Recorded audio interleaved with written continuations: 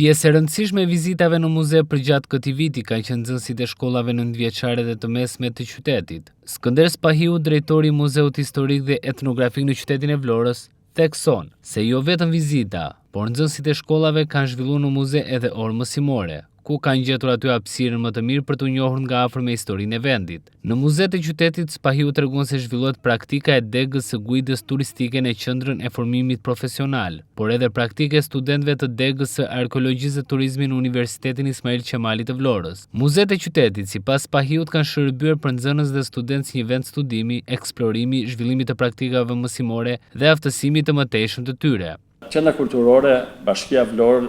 në çdo vit kalendarik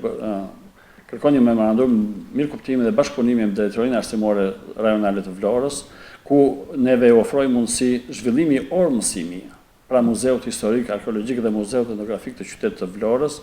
ku nxënësit e cilët kanë në programin e tyre shkollor historinë e Shqipërisë,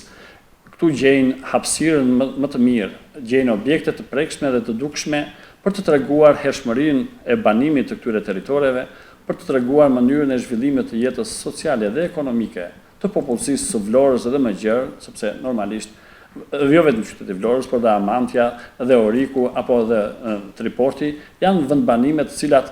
objekte të cilave gjenden në fondin arkivor të muzeut. Gjithashtu, këtu zhvillojmë praktikën qendra dega e guidës turistike në qendrën e formimit profesional të Vlorës. Gjithashtu janë zhvilluar praktika të degës së arkeologjisë apo degës së turizmit të Universitetit publik që gjenden në qytetin e Vlorës, dhe muzeumet shërbejnë jo vetëm si një vend magazinimi, konservimi, por dhe një vend i studimit, i eksplorimit, i zhvillimit të orëve të mësimit, i praktikave mësimore,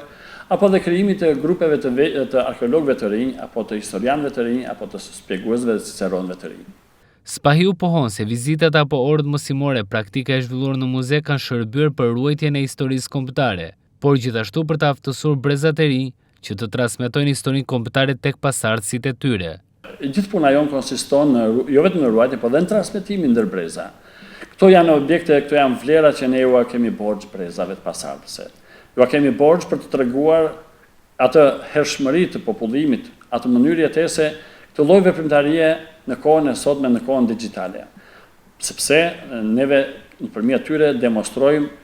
ato vlera të historisë të qendresës ndaj pushtuesit, ato vlera të